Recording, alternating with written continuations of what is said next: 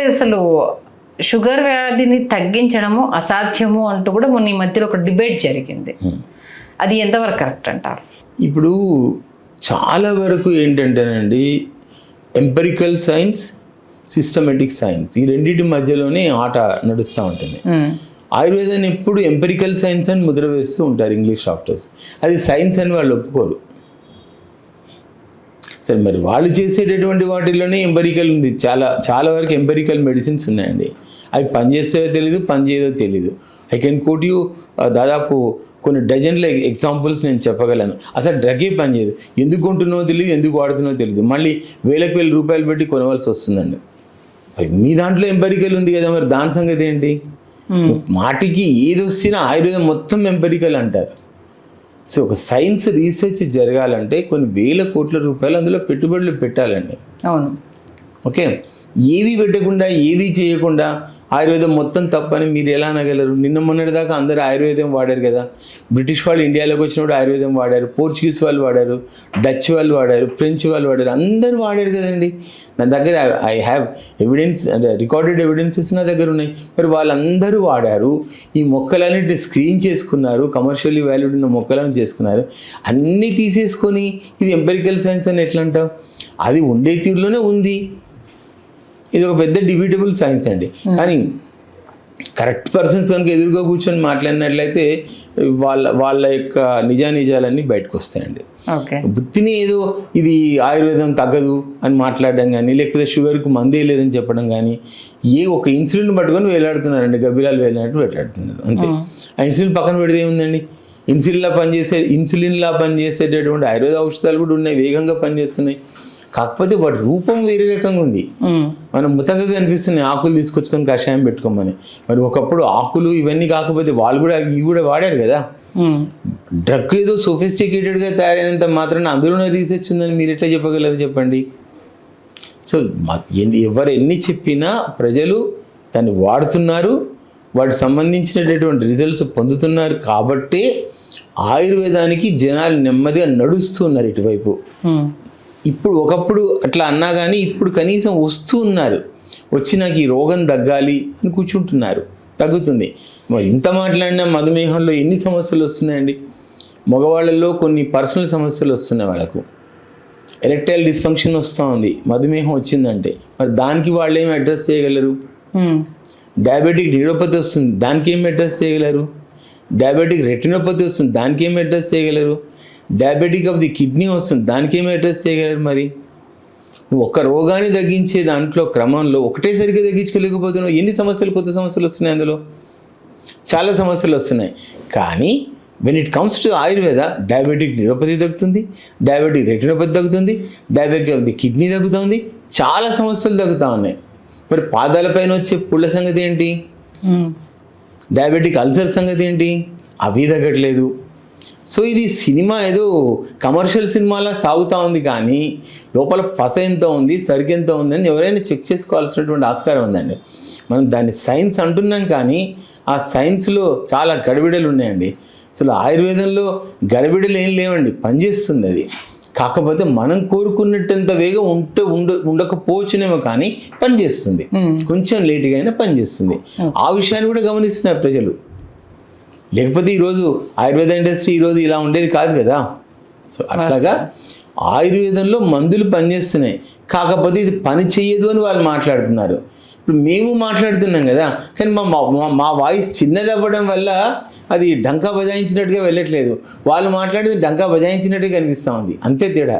ఇంకొంతమంది ఏంటంటే, మా ఇంట్లో ఫ్యామిలీ హిస్టరీలో షుగర్ ఉంది, దానికోసం మేము ఎప్పటి నుంచే డైట్ కంట్రోల్ చేస్తున్నాము, ఎక్సర్సైజ్ చేసేస్తున్నాము, దానివల్ల షుగర్ రాకుండా ఉంటుందా అని కూడా ఒక క్వశ్చన్ చేస్తున్నారు. దీనికి ఏం చెప్తారు? అంటే ఇక్కడ మీకు ఇంట్లో షుగర్ ఉన్నంత మాత్రాన నెక్స్ట్ జనరేషన్ రావాలని రూల్ అయితే ఏం లేదు.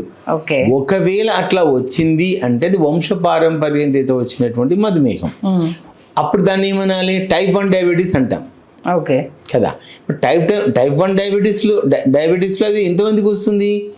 100లో కనీసం 2% పీపుల్కే వస్తుంది కదా.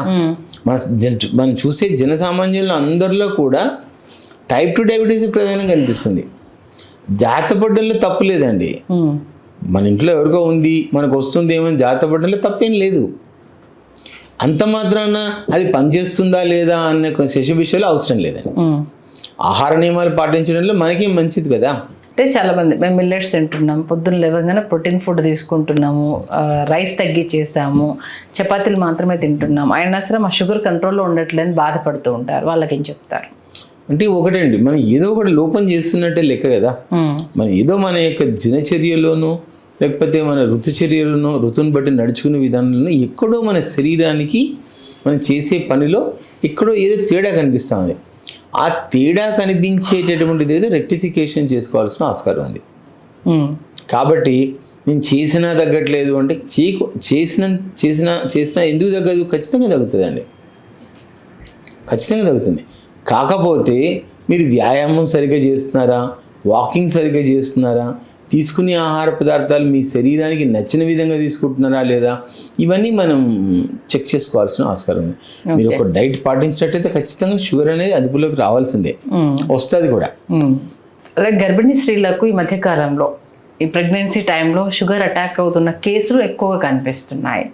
అంటే స్ట్రెస్ మూలంగా బాగా సఫర్ అవుతున్నారు అనేది స్పష్టంగా తెలుస్తుంది. వాళ్ళకి సంబంధించి ఏం చెప్తారు? గర్భిణీ స్త్రీలు కానివ్వండి, అంటే లేకపోతే పెద్దవాళ్ళు కానివ్వండి, ఎవరైనా కానివ్వండి, కానీ ఆహారంలో మనం కార్బోహైడ్రేట్స్ అనేటటువంటివి విపరీతంగా రక్తంలోకి గుట్టలుగా వెళ్ళడం అనేటటువంటిది జరగకూడదు. ఒక పాయింట్ అది. రెండో పాయింట్, మనం ఏంటంటే గర్భిణీ స్త్రీలు ముఖ్యంగా అర్బనైజేషన్లో ఉన్న వాళ్ళు చాలా వరకు ఏంటంటే పని చేయకుండా కూర్చునే వాళ్ళలో షుగర్ పెరిగేటటువంటి ఆస్కారం ఉంటుందండి, షుగర్ రావడానికి ఆస్కారం ఉంటుంది. కానీ ఎంతో కొంత పని ఫిజికల్ వర్క్ చేస్తూ ఉన్నట్లయితే గర్భిణీ స్త్రీలకు ఒక రకంగా ఆరోగ్యకరంగా ఉండడమే కాదు, బిడ్డ యొక్క ఆరోగ్యం కూడా మెరుగుపడేటటువంటి ఆస్కారం బేసిక్గా. అది మనం గమనించుకోవాల్సినటువంటి ఆస్కారం ఉంది. ఆహార పదార్థాలలో అంటే తీసుకునేటటువంటి ప్రధానంగా స్టేపుల్ ఫుడ్ తెలుగు వాళ్ళందరికీ కూడా, సౌత్ ఇండియా మొత్తం అందరికీ కూడా రైస్ ఈజ్ స్టేపుల్ ఫుడ్. ఒకప్పుడు ఒక 30 సంవత్సరాల వెనక్కి వెళ్ళి చూసుకున్నట్టయితే మన రైస్ ఇంత విచలుడిగా తీసుకునే వాళ్ళం కాదు. మిల్లెట్స్ ఎక్కువ వాడేవాళ్ళు, జొన్నలు వాడేవాళ్ళు, రాగులు వాడేవాళ్ళు, సజ్జలు వాడేవాళ్ళు. ఇవన్నీ మనకు ఆహార పదార్థాల్లో చాలా వరకు 60% ఇవే ఆక్రమించి ఉండేది. అవును. రైస్ ఎప్పుడంటే అప్పుడు ఇంత రెగ్యులర్గా తీసుకునే అలవాటు అనేది లేదు అసలు చెప్పాలంటే. మనం రైస్ ఎక్కువగా తీసుకుంటున్నాం కాబట్టి షుగర్ అనేది రావడానికి ఇది కారణం అన్నట్లు. అలాంటి వాళ్ళు ఏంటి, గర్భిణీ స్త్రీలైనా కానీ మంచి పౌష్టికాహారం అంటే రైసు, తర్వాత ఆహార పదార్థాల్లో మాంసాహారం ఎక్కువ తీసుకోవడం, ఇలాంటివన్నీ మనం ఎక్కువ చేస్తున్నాం.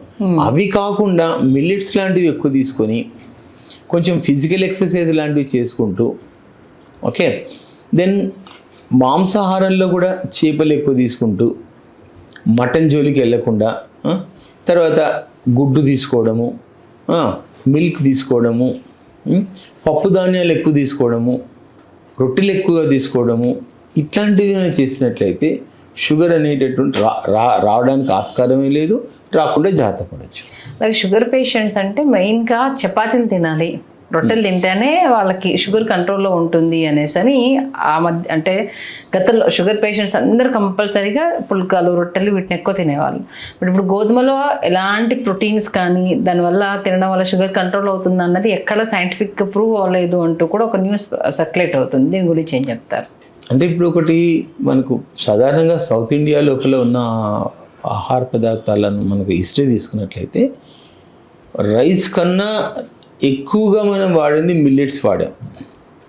ఇప్పుడు దేశవ్యాప్తంగా మనకి ఎక్కడ మిల్లెట్స్ ఎక్కువ వాడుతున్నారు? ఇప్పుడు రాజస్థాన్లో, గుజరాత్లో, మధ్యప్రదేశ్లో వాడుతున్నారు.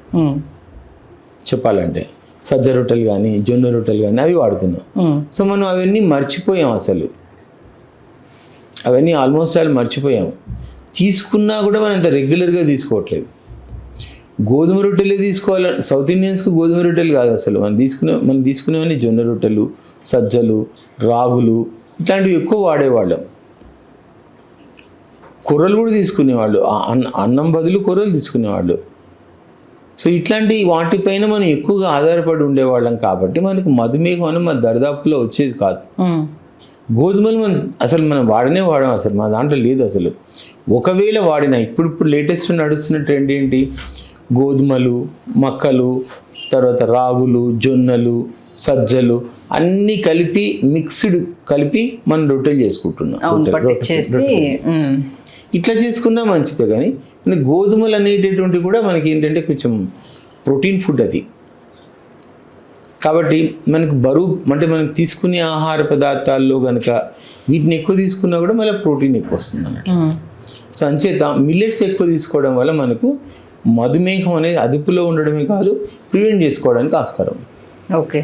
కాబట్టి అంత మాత్రాన గోధుమలు తీసుకుంటేనే మనకేదో అయిపోతుంది అన్నటువంటిది మాత్రం సత్యదూరమైనటువంటి అంశం.